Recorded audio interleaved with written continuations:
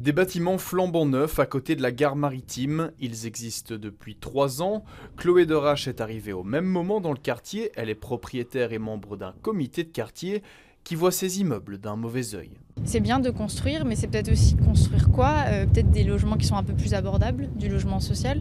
Donc j'aime pas le mot mixité parce que c'est un faux ami parfois j'ai l'impression, mais moi les profils de gens que je vois parfois sortir d'ici, mais en fait comme vous voyez il y a personne ici, c'est quand même pas du tout, enfin voilà, c'est pas très hétérogène. Des projets comme celui-là, il y en a d'autres dans les environs, comme Upsite, juste de l'autre côté du canal.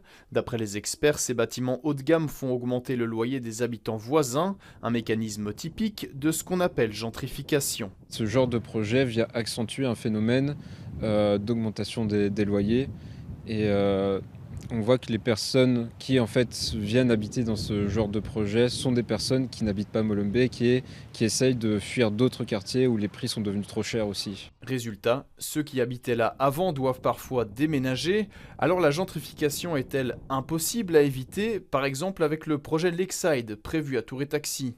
C'est bien sûr pas du tout inexorable, ça dépend de toute une série de régulations. Par exemple, ici pour Tour et Taxi, le gros du mécanisme, c'est qu'il y a un plan particulier d'affectation des sols qui a été très généreux en termes de nombre de mètres carrés qui peut être construit sur le site et qui donc est très intéressant pour le promoteur.